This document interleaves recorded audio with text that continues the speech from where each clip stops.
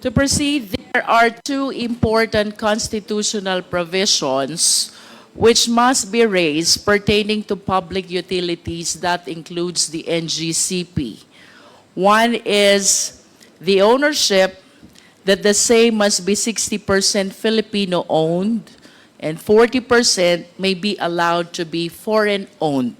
May I ask the NGCP, did you comply with this constitutional provision?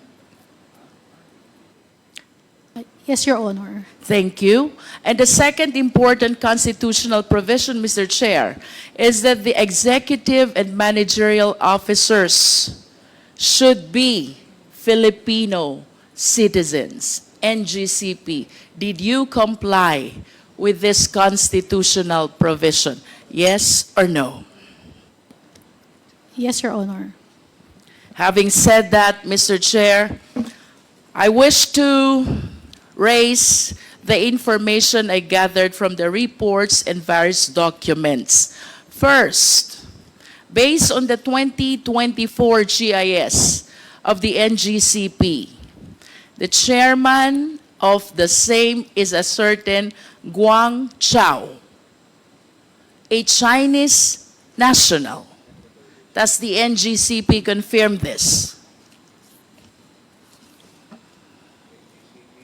Please reply. Your Honor, we'll have to refer to our GIS for that. Yes, where's the GIS? You have a copy. The name Zhu Guangchao, described as Chinese, is designated as chairman in the 2024 General Information Sheet of the NGCP.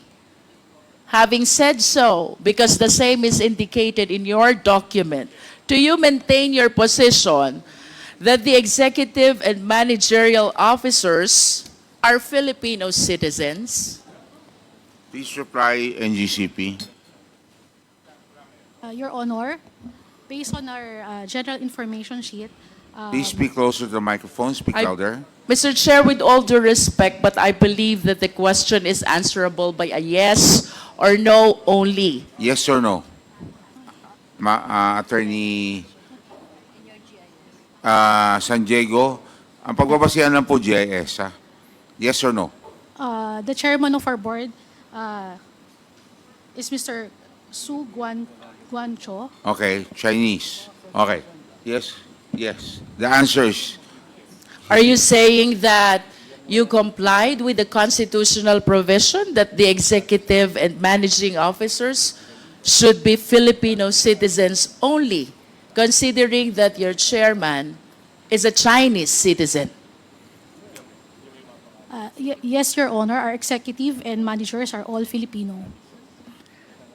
How do you consider a chairman of NGCP? Is it not a managerial or executive position?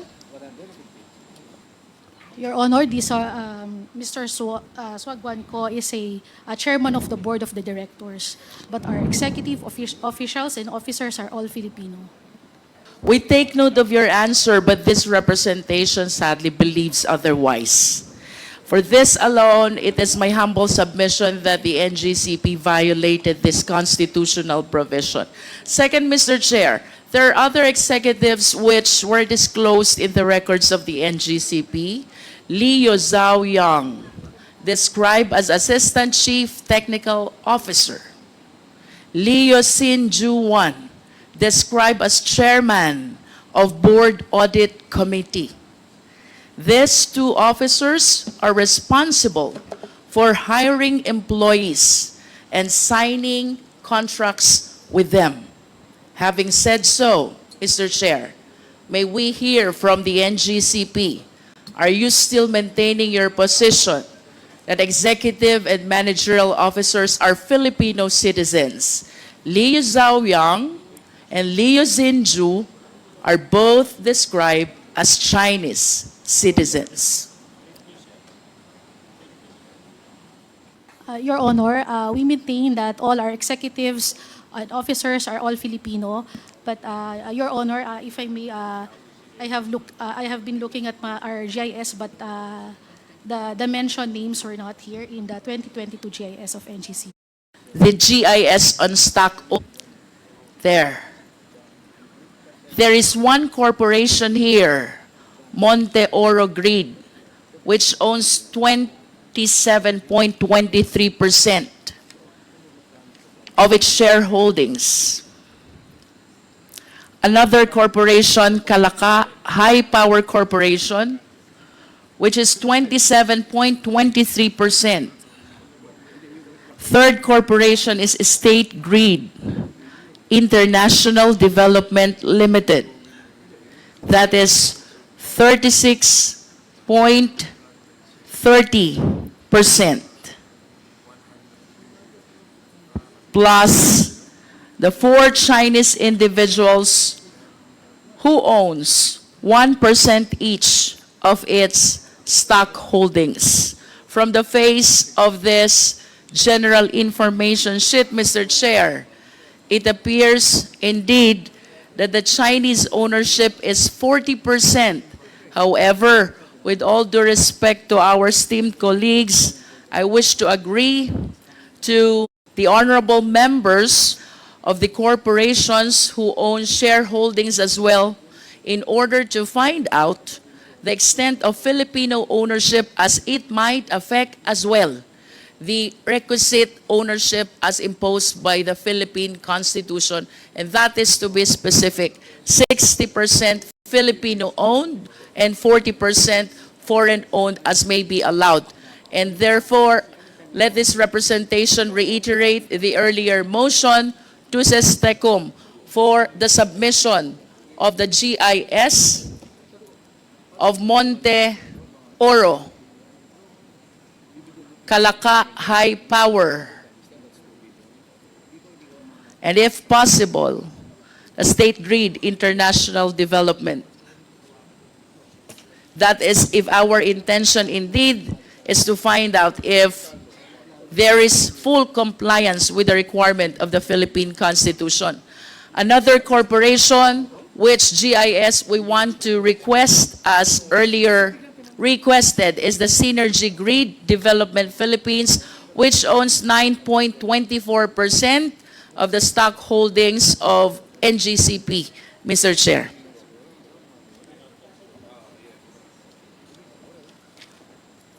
Mr. Chair, I want to go back to the 60-40 ownership. While I do acknowledge that the remaining 40% of the stock holdings may be foreign-owned, I just want to satisfy my curiosity. Considering the significance of this public utility corporation, NGCP, ang tanong ko po, NGCP, wala na po bang ibang Filipino citizens interested to own that 40% which currently belongs to the Chinese nationals?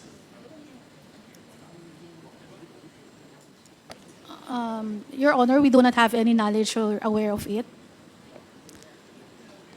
May we know, NGCP, the primary reason why the NGCP preferred or allowed or opted to have this 40% be owned by Chinese citizens?